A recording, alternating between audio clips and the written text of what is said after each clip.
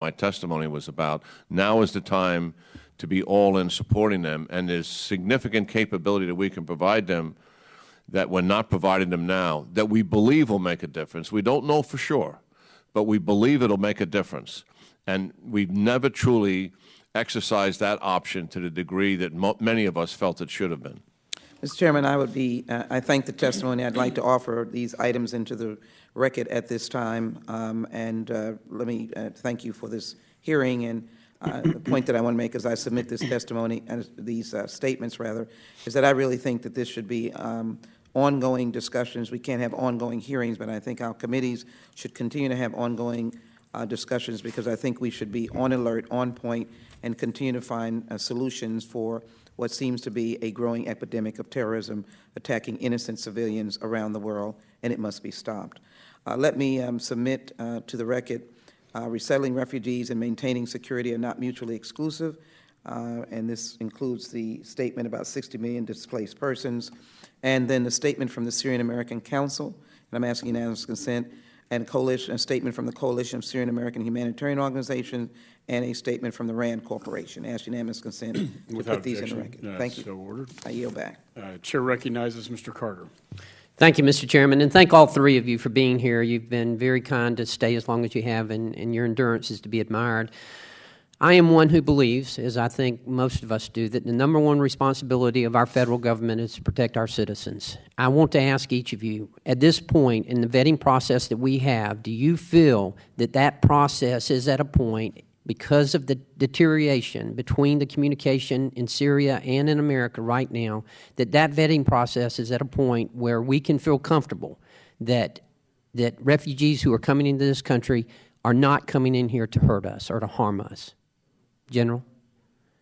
Well, I don't know all the details of the vetting process. I'm not trying to dodge the question. I rely on Director Olsen, who knows a lot more about it than I do, and I respect his judgment. And I'm comfortable with the agencies that are involved in this, and the spotlight it has. Certainly, the congressional concern, the concern of governors, the concern of American people.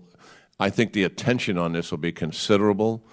So I'm pretty comfortable that no one's going to enter the country without getting huge scrutiny, and certainly any young male that's coming into this country as a result of this process is likely coming with some pretty good documentation and references that he is who he says he is.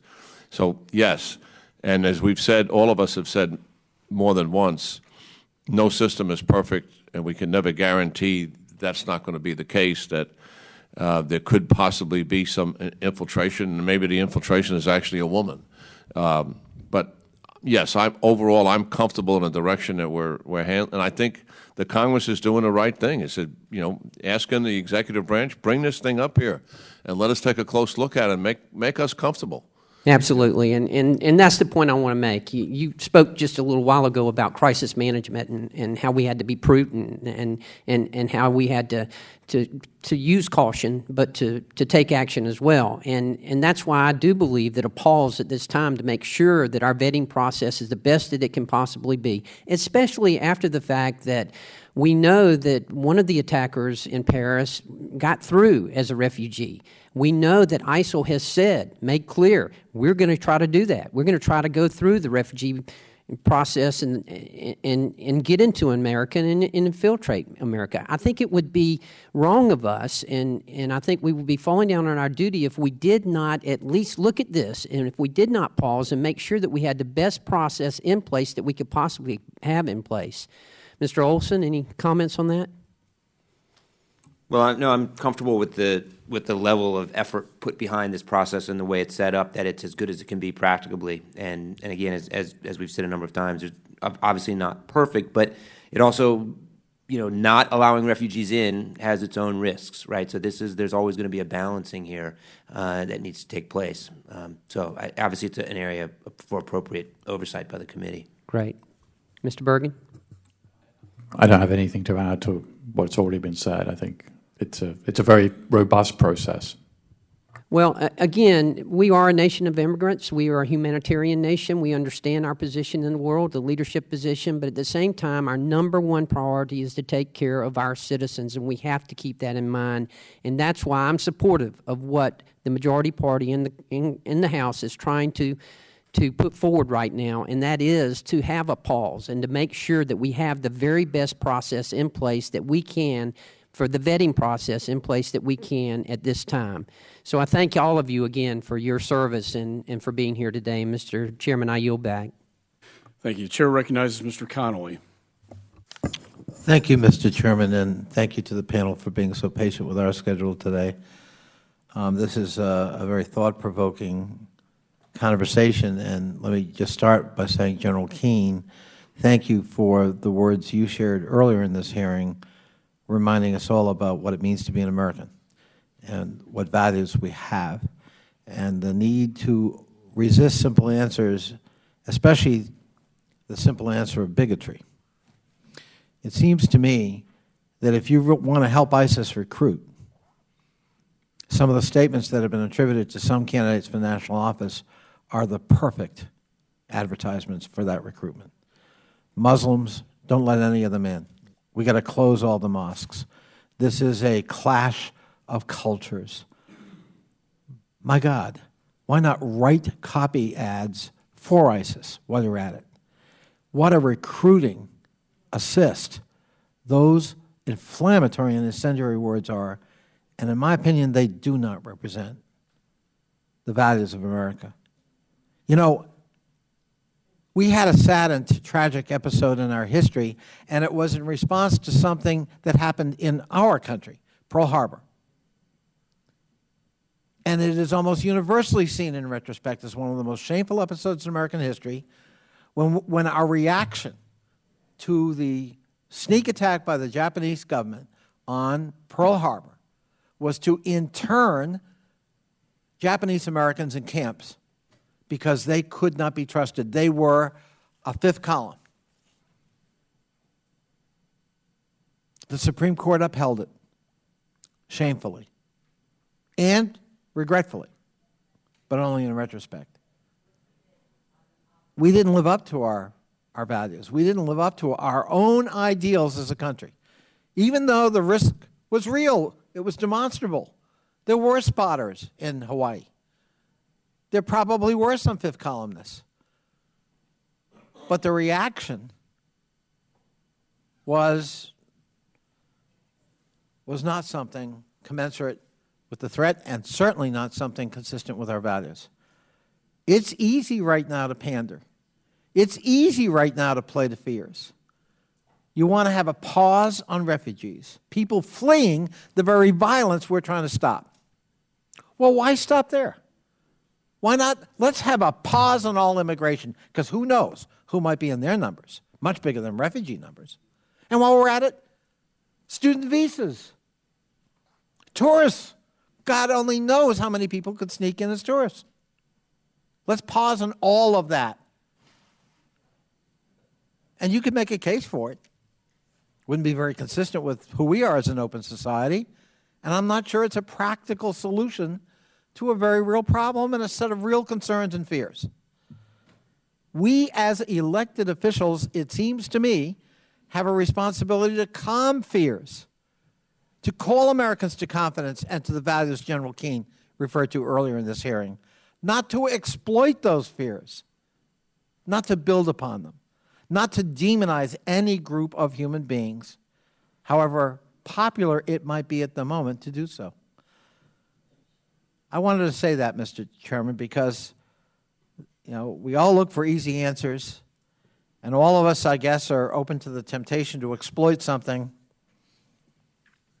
at the moment, but it doesn't serve us well.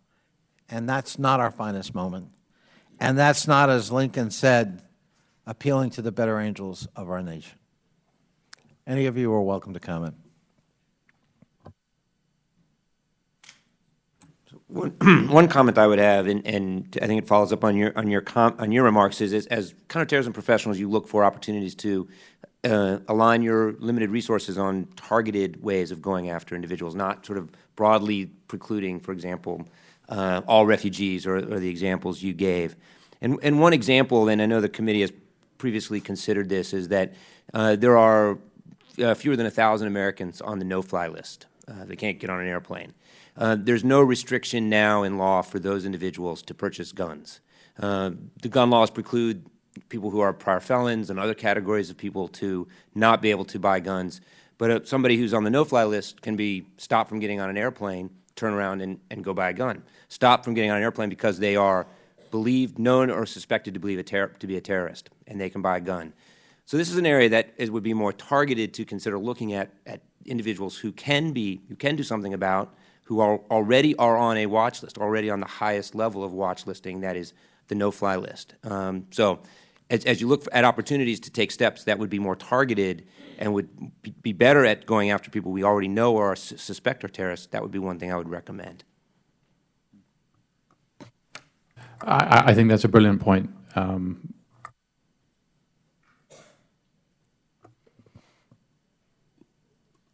Well, I agree with the sentiments that are here. I mean, I always said to myself, after what happened to the French, if I was running a meeting in the White House, I would have said, listen, I want us to look through the prism of this is 127 dead Americans and 300 wounded, and then how do we approach this crisis and do what's necessary to fix our strategy in terms of what's working and what's not working.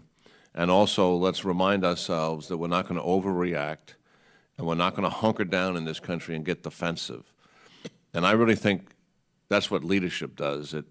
It helps to face coldly a crisis that needs action applied to it, and at the same time, it takes people's fear away. And so we're right in the middle of this in trying to support our strategy, and I think we're trying to be honest that there's really some significant shortfalls that need to be fixed, and at the same time, we have to stay true to our values in America and what this great country stands for. Well said, General. Thank you, and I yield back, Mr. Chairman. If I could just say to Mr. Connolly as well, this committee had a bipartisan task force report that I'm very proud of. We worked on it in a bipartisan way. Mr. Katko chaired it. We came up with 25 key recommendations and findings, including legislative recommendations that the Speaker's National Security Task Force that I serve on, we intend, when we come back after Thanksgiving, to move that legislation forward that addresses security gaps both here and in Europe. And the idea that the Europeans, if you're an EU citizen, will not screen you past a watch list, to me, really opens, Europe is wide open until they close that gap. And I think we can all agree, as Republicans and Democrats, and I think the European Parliament agrees, they just need to change that, because 8 individuals were arrested at the Istanbul airport today that could have flown in if they were French national citizens. So anyway, I appreciate the gentleman's remarks. Just want to let him know that there is still some bipartisanship left in this Congress. With that, I recognize Mr. Ratcliffe. Thank you, Mr. Chairman, for holding this important hearing. I appreciate all the witnesses being here. Last night, I had the opportunity to hold a telephone town hall with the people of the 4th Congressional District of Texas, which I'm privileged to represent. Now, I had over 8,000 people on the call at one point in time, and of that 8,000, I had more than 300 people submit questions in the queue that they wanted to ask me. None of that was out of the ordinary. I've done a number of these town hall meetings before, and the participation level and folks submitting questions is something that I'm used to. But what was not typical was the uniformity of the questions that I received last night and the lack of diversity with respect to those questions. Because for the first time, out of those more than 300 questions, not a single person wanted to ask me a question about Obamacare or about $18 trillion of debt, or about government overreach and the EPA or climate change.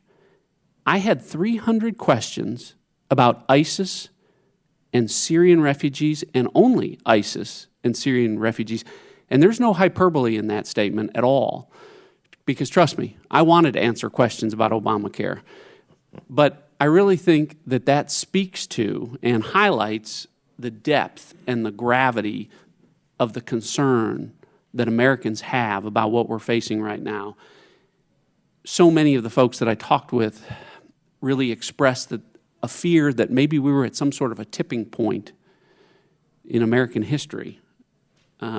So many expressed that they felt a tremendous void in leadership from our president on this issue. And, you know, I had to agree with them because, as you all know sitting here, that my constituents know, and you know, that this was a president that mocked ISIS as the junior varsity, who then told us that they were on the run, then told us or admitted that he had no strategy, then told us right before the Paris attacks that they were contained, and now, most recently, is lecturing all of us that this is simply a setback and that a change in strategy here would be a mistake.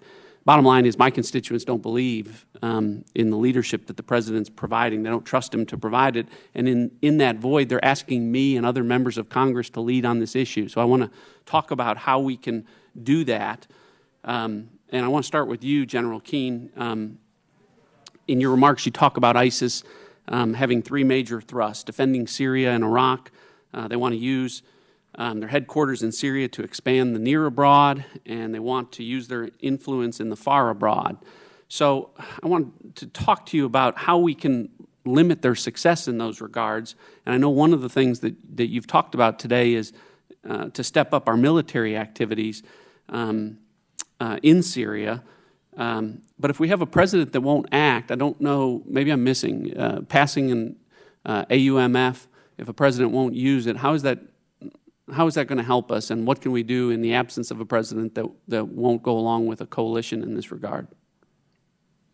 Well, the president is the commander-in-chief, and foreign policy is largely his lane. He doesn't need much legislative approval to do what he wants to do in that, and that's the trust that we have in a president of the United States. I think it's served us well, you know, since the development of the republic itself. So I don't have any problems with the powers that the president has. I just happen to disagree with him on this, as do others. I think we'll probably see some more incremental change, some modest improvement to what we already have been doing. And we've been watching this for 15-odd months now, this incremental change that will take place. But I don't think that in of itself is likely to be decisive, because it's probably still going to be something far removed from being sufficient. And I think that's the path that I believe we're on. So I'm not optimistic that, given what happened in Paris and given its implications to the United States, and even given the denominator that I suggested, that we look at it through the prism, this happened to us. What actions would we take as a result of it happening to us is the prism that I think we should use. So I'm not optimistic that we're going to get the kind of resources and commitment on the military side, nor am I optimistic on the political side, which is every bit as important as the military side here in terms of Sunni participation in Iraq and ending the civil war in Syria. And being in bed with the Russians is not going to end the civil war, because the Russians will insist, as will the Iranians, on an Alawite regime staying in power. And as long as there's an Alawite regime, regardless of Assad, put him aside, then you're going to have the rebels fighting. They will continue to fight, because they are not, after 250,000 dead and most of their neighborhoods and communities destroyed, going to take a deal like that and leave those butchers in power. So that permeates the civil war, and we need the kind of intensity on both of these issues in Iraq politically and also in Syria that we had for the nuclear development deal. That kind of political and diplomatic intensity, that kind of commitment and resolve to getting an answer, to getting a solution here, and I frankly don't see that. Well, thank you, General. My time's expired, but if the Chairman will indulge me, I'd like to follow up from a military standpoint. Don't misunderstand me. I'm not advocating that we commit U.S. combat brigades, and I know that you're not either because that's what your testimony says, but you do say, but if necessary at some future date, it should be part of a regional Arab and NATO coalition. And I want to ask you, what would be the signs to you that we've reached that point? You want me to answer that now? Yeah. Well, the sign that we reached that point is we have not disrupted ISIS in terms of their global strategy. They're still executing that global strategy. People in different cities are being killed as a result of it, possibly a God forbid, an attack in the United States. And that strategy is unfolding right before our eyes. Then I think the nations of the world would recognize that we're going to have to do something here because what we're doing is not satisfactory. But I actually believe, with no degree of certainty, but if we actually put the right resources, both military and politically, behind what's taking place in Iraq and Syria, there is a chance for this strategy to actually work without having to commit U.S. brigade combat organizations to do that on any size of a scale. And most people who look at this problem are not suggesting that we should do any repeat of what we have done in Iraq or even what we have done in Afghanistan. Even those who believe that now is the time to commit some form of combat brigades to it are all advocating something modest. I'm not in that position yet, but I could get there. I just want to see us give the current strategy a chance to work, but with all the resources applied to it, and we've never done that. Thank you, General, and Director Olsen and Mr. Bergen, thank you both for being here as well. I wish I had time to ask you questions. I don't, but you've all been generous with your time today with all of us, and I appreciate that, and I appreciate the Chairman's indulgence, and with that, I yield back. Thank you. Chair recognizes Mr. Perry. Thank you, Mr. Chairman. Gentlemen, thank you very much. I have questions for you all. We'll see how far I get, but I probably won't get there. General Keane, is this threat Islamic? Yes, it's radical Islam is centered in a religious-based ideology where religion is central to their belief system. I would agree with you. Some people can't seem to come to that conclusion, and I've come to the same one as you have. And I know this is kind of rhetorical, but are they at war with us? Oh, absolutely. Absolutely. Do you see this, since you say it is Islamic, and I agree that it is this only ISIS? I mean, while we've been sitting here, and I've been sitting here a while as you have, but I just wrote down ISIS, Al-Qaeda, Nusra, Al-Shabaab, Haqqani, Abu Sayyaf, Al-Shabaab, Boko Haram, AQAP, AQIM, Khorasan. I mean, we get rid of ISIS, got a whole list here is coming right after them, right? No, I totally agree with that, and that's why I've been frustrated for a long time, going back to President Bush's administration, that we focused on the sanctuary that was supporting Al-Qaeda, but we should have focused also, that was the right thing to do, don't make a mistake about that, but we also should have focused broadly on radical Islam as an ideology and as a movement, and how do we organize our efforts against that entire movement? Because what you don't want to get into, and I think we're on the path of this, as one of these radical Islamic groups grows up and it becomes a threat to us, then we go after it. And then 3 or 4 years later, we're dealing with another one. Right. And we've never had the collective strategy and alliances to deal with the much larger issue that we're dealing with. Do you think because many people say this, U.S. created this phenomena, this issue? Oh, that's absolute rubbish. Yeah, well, I agree with you. So let me ask you this, because I've heard some things in the committee here. I've changed my questioning based on some of the testimony. I keep hearing, how do we keep us safe and be true to our values? And listen, we're compassionate people. I am the product of legal immigration. And then kind of keeping in that, with that theme, you know, people act like we're trying to separate the Muslim and non-Muslim population, not understanding that we accept and agree that, look, there are probably a couple 100 million Shia Muslims that are considered apostates by these people, right? They're Muslims, right? So, but isn't it reasonable to say that the world that we grew up in has changed? You know, when my grandparents immigrated to the United States, there was no radical Islam. I mean, to speak of, right? I mean, there was Wahhabism and Salafism and those type of things, but not in the context that we currently see it. So to act like everything has been the same since the United States has been here, and we just need to continue this policy or these policies without considering the changes, the geopolitical changes, the theological changes occurring in the world is incredibly myopic, I think. Would you agree with that at all, or is that a part of the calculation? Shouldn't it be? Well, I mean, I think refer to what you're getting at is we've been dealing with radical Islam since they took the World Trade Center down in '93. But this is recent history. And now we've been dealing with it rather dramatically for 14 years, since 9/11. And we've been taking in refugees, 70,000 plus a year during all of that. Right. And Peter would tell us if any of those ever committed an act of violence, a terrorist act in the United States. I'm not sure there has been any. He could tell us if there has. But so I think we've had in place decent processes. We've focused on this. I think we can do that. I think we can do both here. I mean, stay true to our values as Americans and what we stand for in the world in terms of our generosity and helping other people.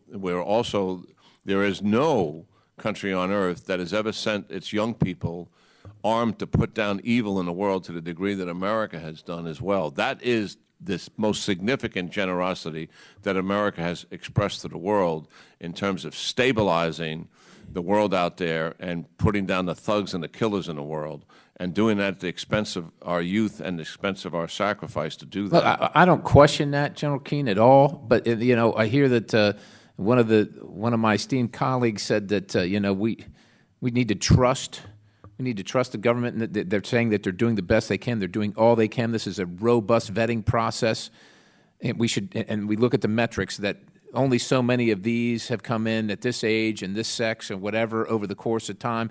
But understand, just like my colleague here, Mr. Ratcliffe, said, the American people it's okay and it's understandable, and you shouldn't be considered a bigot because you fear what you see happening. And with all due respect to the administration, as Mr. Ratcliffe pointed out, had called these folks the JV team and said they were on the run, and then admitted that he had no strategy and calls 100 people dead in France a setback.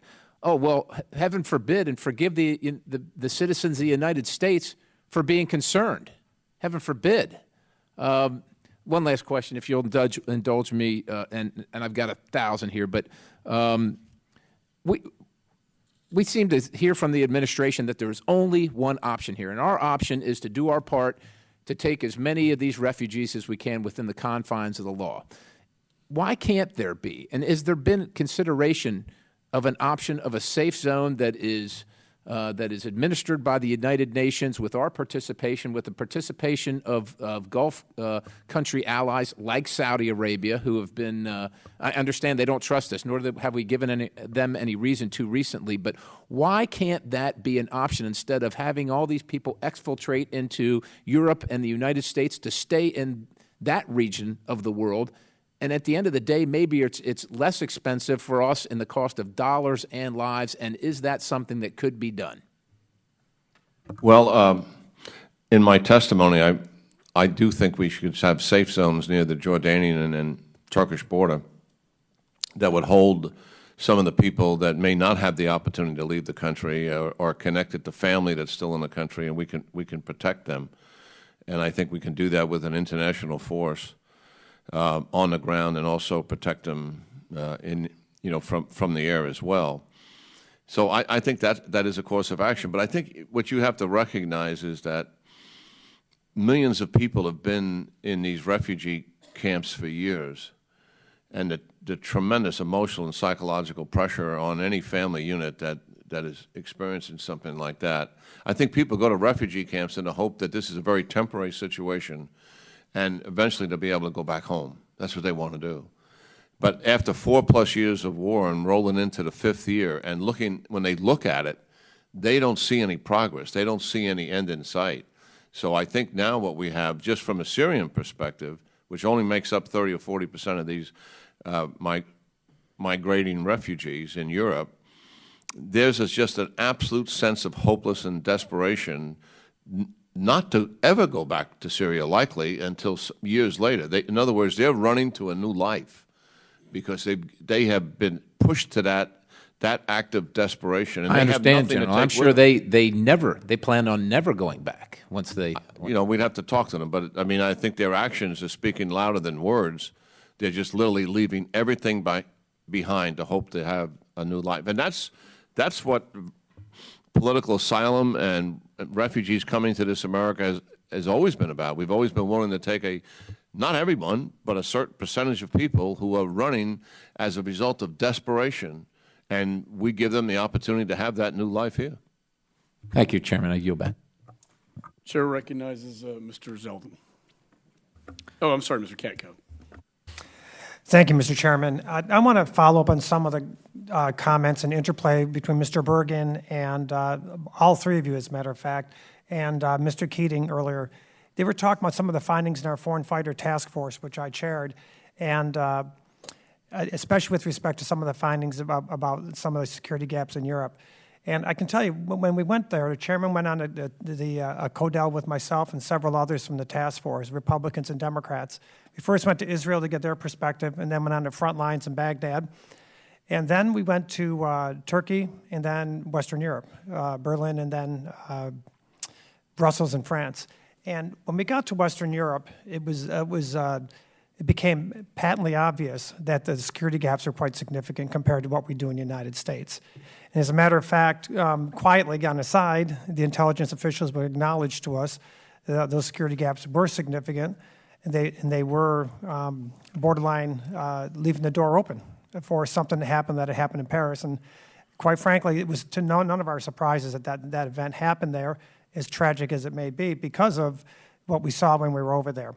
So, we're very concerned about that, and the findings in the report, I encourage you to take a look at them because I think they mirror what happened in Paris. And the problem I have with that is that it makes our homeland less safe, particularly with respect to the visa waiver program. If we don't know someone is broken bad in Western Europe, and then they get it, and the Western Europeans don't know it, it's easy for some of those people to come to the United States, and that is a great concern of mine.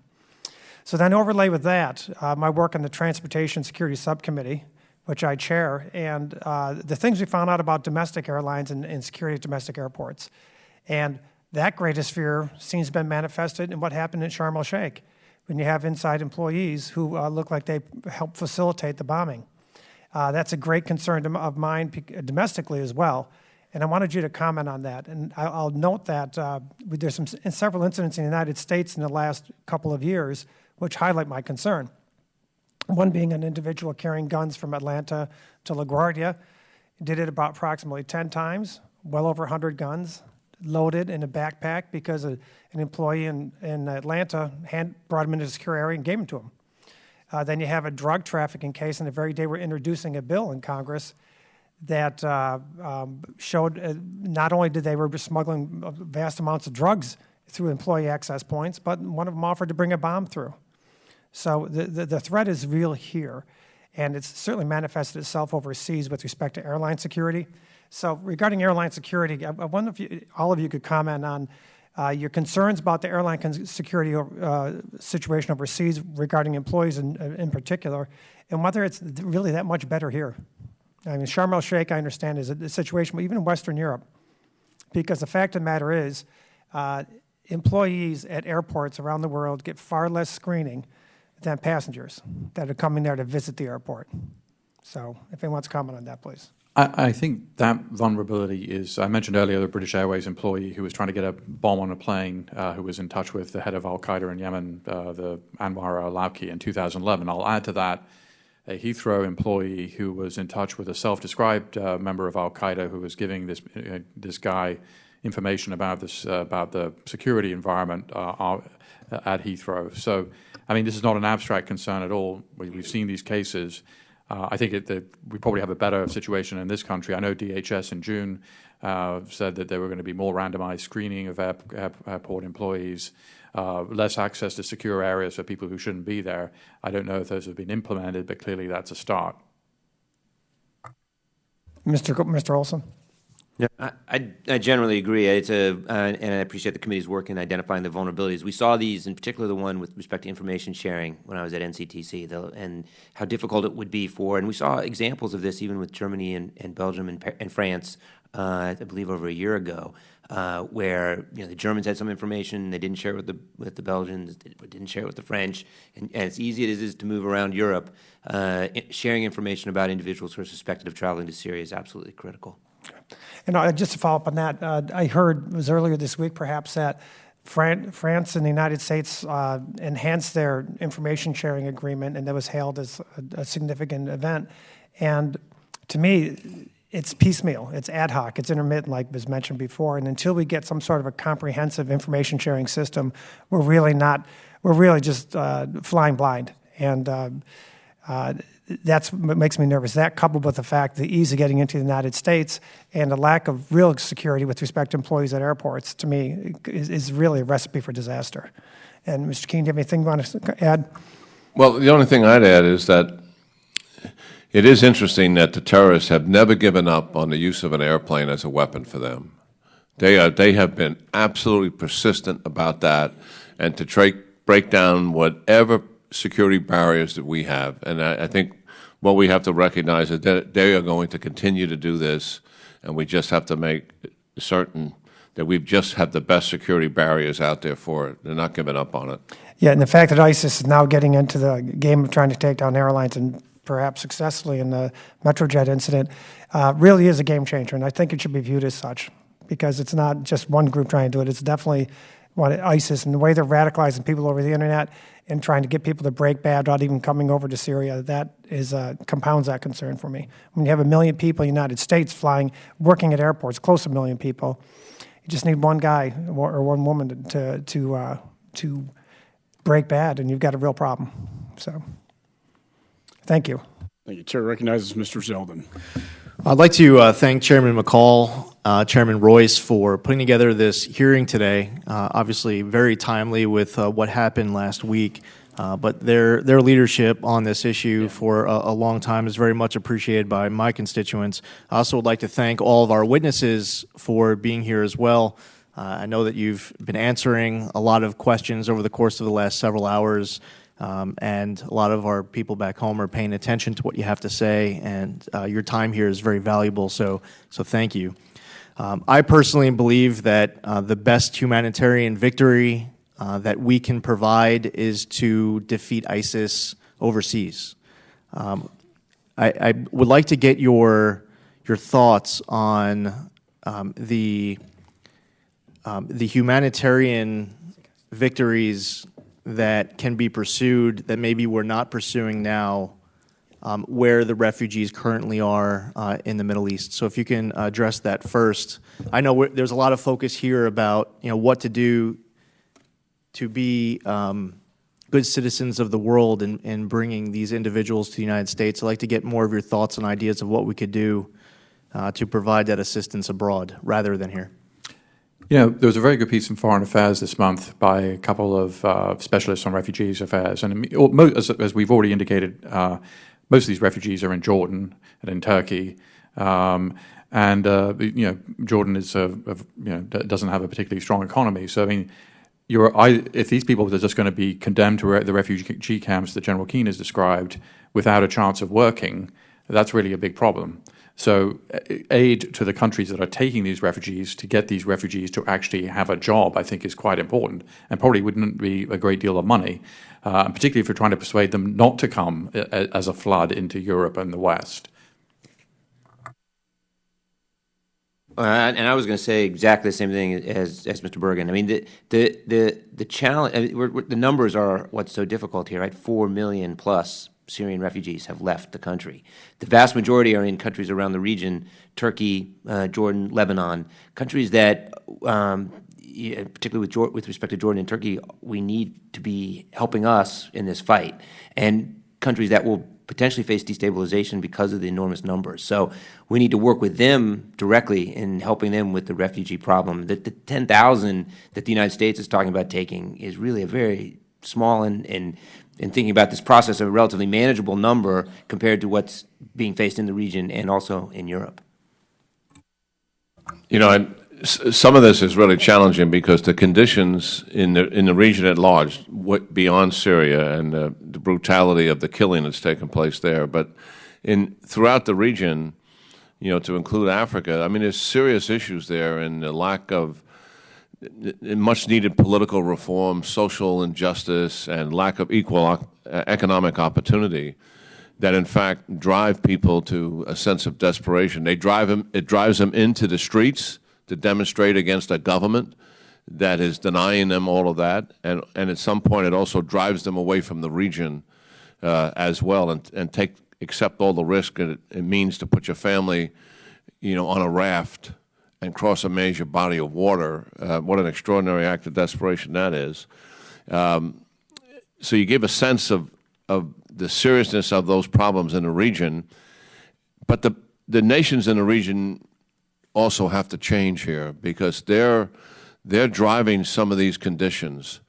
And so that's the one thing, and that's a long-term strategy. And unfortunately, we've lost our leverage with a number of these countries in the region because of this nuclear deal that we've been involved in for 3+ years. We don't have the political leverage we had in the past. And yes, not only should some of these countries change the conditions that they need, and that's a longer-term thing, but it's critical to keep people at home, providing economic opportunity and social justice. But given the crisis, given the humanitarian crisis that exists right now, there's a number of countries in the region are even coming close to what they could do to help with this crisis, to ease some of the burden that Jordan and Turkey and Lebanon feel, who really are the repository of the ones that are coming out of Syria, to be sure. And we're not leveraging that to the point where we're getting some real results out of it. And after all, these countries do have finances that can help with it, even if we can't persuade them to accept the people in their own country. They do have finances that can help this situation, and that's not happening. So your instincts are right. There's a lot we can do in the region, to be sure, that are driving this, but also what's happening in the region is related to radical Islam as well. And that's why you need a comprehensive strategy to deal with this, because that aspect of making basic and fundamental reform in terms of political reform, social justice, and economic opportunity, that's a long-term strategy that you need. That's beyond the immediate crisis. Well, thank you, General. Thank you to all the witnesses again for answering all of the questions over the course of this hearing. I personally, as I stated earlier, believe that the #1 humanitarian victory that we can provide for those in that region is to do everything in our power, working with some newly motivated countries across the world, specifically the French, the Germans, the British, the Russians, who are now motivated as well, to defeat the threat, to annihilate the threat. They are not contained. They're not the JV squad. And everything else as far as improving the conditions on the ground is impossible without us eliminating the threat. And again, Chairman McCall, who is still here, who has been an active, vocal presence and leader, and I'm just so grateful he's chair of the Homeland Security Committee, and he's doing a lot to ensure that my constituents as well are being heard, as well as constituents in his district from coast to coast. So thank you again, Chairman. Well, thank you, and I know your New York constituents, that means a lot for me to hear that from you. And I agree, until this crisis is resolved, we're going to continue to have a refugee crisis and problem, and it would be nice if maybe some of the Sunni Arab nations or Gulf states who help finance some of this mess would take in some of the refugees. But today they're taking zero. And I know this will be heard hopefully across international boundaries, but they have the wherewithal. They are Sunni Arabs, after all, fleeing Assad and ISIS. Why aren't they taking them? And instead they're fleeing to Europe and to the United States. And a refugee means they want to return to their homeland. They're not going to return once they go to Europe and the United States. So I would implore those nations to maybe change their way of thinking and take these refugees and be responsible in that effort. I can think of no better place that has a wherewithal to house them, to take them in, to finance it, And then when the conflict, if we can ever get it resolved, they can return back to their homes. I know the gentlelady from Texas wants to be recognized for a closing statement. Mr. Chairman, part of my closing statement will be thanking General Keane. We have been together before on a number of issues, and Mr. Olsen, I almost thought Congressman Olsen was here, but it's a different Olsen that is here. Thank you so very much. And Peter Bergen, thank you again for all of you, your constant input into the process of what America is all about. Thank you, Mr. Chairman. I do want to thank you, thank Mr. Royce, thank Mr. Engel, Mr. Thompson, and to reinforce the bipartisanship of this committee, meaning the Homeland Security Committee, and certainly I've seen it with the courtesies extended me on foreign affairs. But let me add these points, concluding points, to the record, if I might. First of all, I want every measure of security and every documentation necessary to protect the American people. We may have a difference of opinion dealing with refugees and the threat that they pose, and I just put 2 or 3 numbers into the record for our reflection. I think the chairman noted it.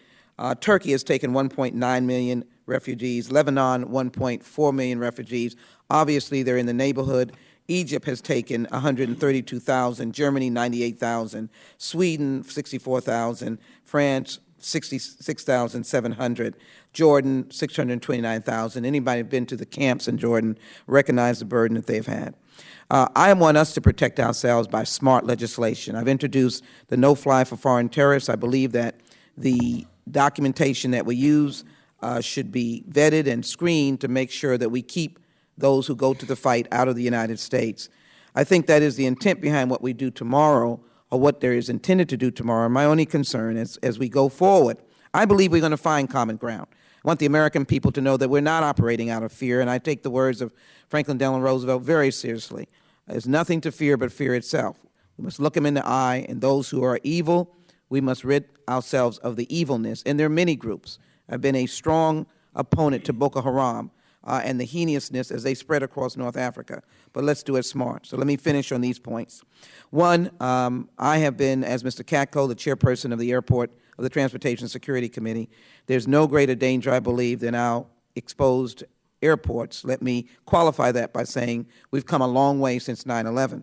But I do believe that one of the things that this committee will hopefully raise up, Mr. Katko has been a strong supporter of this, is every measure of person that comes on the airport as an employee or comes to the back side of the airport or the front side of the airport is screened extensively, that we know every single person that is going on the ingress and egress of airports. I think that is crucial, and I think the Egyptian catastrophe with Russia, who's finally acknowledged that it was a bomb, would be the case. Secondly, and third, and I'll be closing, intelligence. I think with restraint, there was obvious intelligence of what happened last Friday.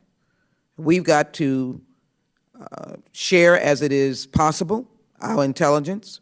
I want to applaud our intelligence community, and people must recognize the intelligence and act on it when it comes to their attention. Finally, I want to say that as we speak about this issue, I take issue with the definition or the utilization of radical Islam. I think it is radical jihad. I think there are persons who have abused the faith and make it very clear. And I hope that our friends who are of the faith, as many of us would stand against any abuse or misuse of any faith that we're in, that would be used for violence, that we stand against it. But we do more harm, I think, if we characterize a religion.